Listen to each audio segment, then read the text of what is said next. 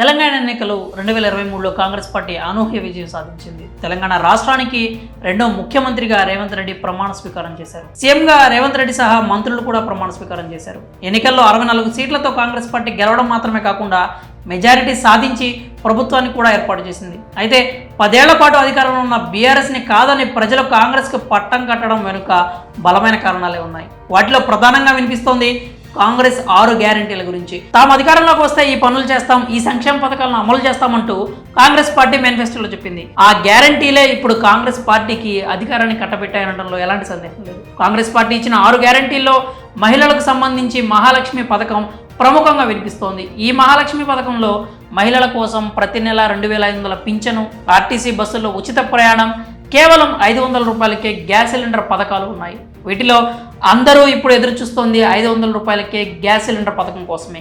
ఎందుకంటే వంట గ్యాస్ అనేది ఇప్పుడు అందరికీ భారంగా మారిపోయింది. గ్యాస్ సిలిండర్ కోసం 1000 నుంచి 1100 రూపాయలు ఖర్చు చేయడం మధ్యతరగతి ప్రజలకు అదనపు భారంగానే ఉంటుంది. పేరుకి సబ్సిడీ ఉన్నా కూడా అది ఎప్పుడు పడుతోంది, ఎవరి ఖాతాల్లో పడుతోందో కూడా తెలుసుకోలేని పరిస్థితి ఏర్పడింది. అందుకే కాంగ్రెస్ పార్టీ కేవలం 500 రూపాయలకే గ్యాస్ సిలిండర్ అనగానే ప్రజల ముఖాల్లో ఆనందం వెల్లివిరిసింది. కాంగ్రెస్ పార్టీ అధికారంలోకి రావడంలో ఈ గ్యాస్ సిలిండర్ హామీ కూడా కీలక పాత్ర పోషించిందని చెప్తున్నారు. అందుకే ఈ పథకాన్ని ఎప్పటి నుంచి ప్రారంభిస్తారో అనే ఆసక్తి ప్రజల్లో మొదలైంది. రాష్ట్రంలో మొత్తం 1,28,00,000కు పైగా డొమెస్టిక్ గ్యాస్ కనెక్షన్లు ఉన్నాయి. రాష్ట్రంలో రోజుకు వెరసి 2 లక్షల వరకు గ్యాస్ సిలిండర్లను విక్రయిస్తున్నారు. ప్రస్తుతం హైదరాబాద్లో 14.2 కిలోల డొమెస్టిక్ గ్యాస్ సిలిండర్ ధర 955 రూపాయలుగా ఉంది. కాంగ్రెస్ ప్రభుత్వం 500కే గ్యాస్ సిలిండర్ అందించడం ప్రారంభిస్తే సిలిండర్ ధరలో మిగిలిన మొత్తాన్ని ప్రభుత్వమే భరించాల్సి ఉంటుంది. అంటే ఏడాదికి ఈ గ్యాస్ సిలిండర్ పథకం కింద రాష్ట్ర ప్రభుత్వం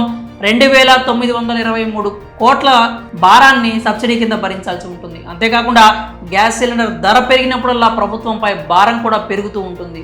ఈ గ్యాస్ సిలిండర్ పథకాన్ని వచ్చే ఏడాది నుంచి అమల్లోకి తీసుకొస్తారని చెప్తున్నారు. ఇప్పటికే ఈ పథకం అమలు కోసం మార్గదర్శకాలను కూడా అధికారులు సిద్ధం చేస్తున్నారు. అయితే ఈ పథకం అమలు గురించి మాత్రమే కాకుండా ఎవరికి వర్తింపజేస్తారు అనే ప్రశ్న కూడా ప్రముఖంగా వినిపిస్తోంది. సాధారణంగా ఇలాంటి పథకాలను బిలో పావర్టీ లైన్, తెల్ల రేషన్ కార్డుదారులకు మాత్రమే అమలు చేస్తూ ఉంటారు. ఈ గ్యాస్ సిలిండర్ పథకం కూడా ఆ వర్గాల వారికి ఖచ్చితంగా అందుతుంది. తెల్ల రేషన్ కార్డుదారులకు, బిలో పావర్టీ లైన్ వారికి ఖచ్చితంగా ఈ పథకాన్ని అమలు చేస్తారు. ఇంకా ఈ పథకానికి సంబంధించి పలు అనుమానాలు కూడా ఉన్నాయి.